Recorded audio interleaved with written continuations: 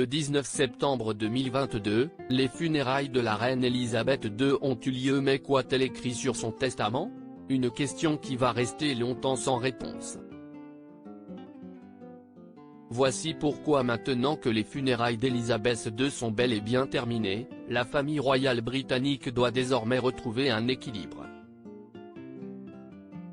Charles III, proclamé roi d'Angleterre, doit veiller sur les siens et faire perdurer la monarchie que lui a laissée sa mère. Avec ses obligations royales, le père des princes William et Harry doit aussi gérer un large héritage. Mais qu'y a-t-il décrit dans le testament de la reine?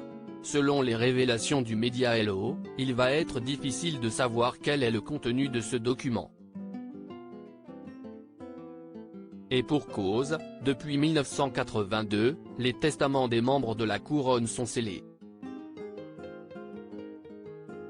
Une règle établie à l'époque par un juge de la haute cour. Mais va-t-on un jour savoir ce que contient le testament d'Elisabeth II?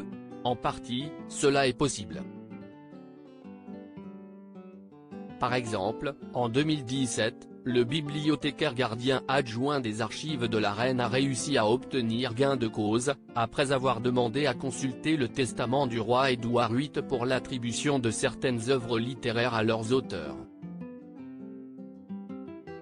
Mais pour avoir accès à une partie des testaments, les règles sont strictes, seule la personne qui en a fait la demande aurait accès aux documents, qui lui ont été transmis au terme d'un long processus, avant que le testament ne soit remis sous scellé.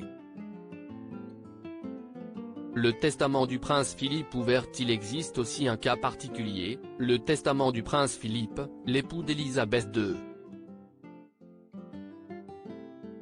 En effet, nos confrères du Guardian, qui avaient demandé l'ouverture du précieux document, ont permis de raccourcir le délai pour que le contenu du testament soit dévoilé dans 90 ans.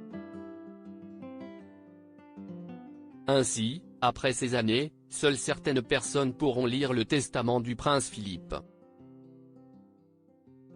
En ce qui concerne l'héritage de la reine Elisabeth II, ce dernier est bien fourni. En effet, la fortune personnelle de la reine Elisabeth II d'Angleterre a été estimée à 370 millions de livres par le Sunday Times, il y a quelques mois.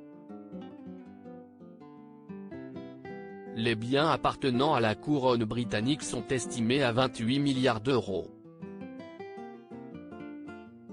Ces différents biens, la reine Elisabeth II d'Angleterre ne les détenait pas personnellement.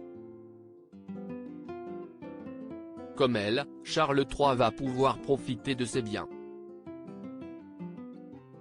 Il s'agit, par exemple, des biens comme le Buckingham Palace, les milliers de bijoux et d'œuvres d'art ou encore les joyaux de la couronne. Ces 370 millions de livres font de la reine Elisabeth la personne la plus riche de la famille royale britannique. Ce trésor pour la princesse Charlotte. Charles III ne sera d'ailleurs pas le seul à hériter de cette fortune. Pour l'instant, personne ne sait ce que vont devenir les châteaux de Balmoral et de Sandringham. La princesse Charlotte va elle aussi hériter d'un magnifique trésor, la sublime tiare de Lady Diana, qu'elle portait lors de son mariage avec le prince Charles. Incrusté de diamants, le diadème a une valeur inestimable. Selon Pure People, la princesse Charlotte de Galles en sera très sûrement coiffée lorsqu'elle décidera de se marier, dans une vingtaine d'années. Ce sera ainsi à la princesse Charlotte de porter cette tiare en dépit du fait que Kate Middleton, 40 ans, sa mère, est actuellement celle qui a hérité du titre de princesse de Galles. Charles III ne sera pas sujet aux impôts de succession et il est bon aussi de savoir que Charles III ne paiera aucun impôt lié à la succession, c'est un privilège royal qui avait été instauré en 1993 pour éviter qu'en cas de décès rapproché de plusieurs membres de la famille royale, le patrimoine de la famille royale ne soit à chaque fois taxé, précise BFM TV.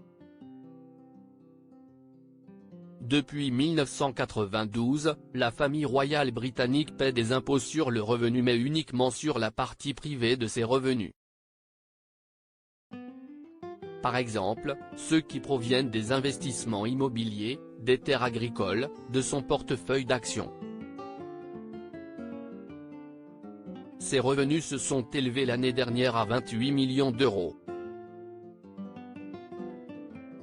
Mais la famille royale britannique a d'autres sources de revenus. Les autres revenus versés par le Trésor britannique, en revanche, ne sont pas soumis à l'impôt, 99 millions d'euros, l'année dernière.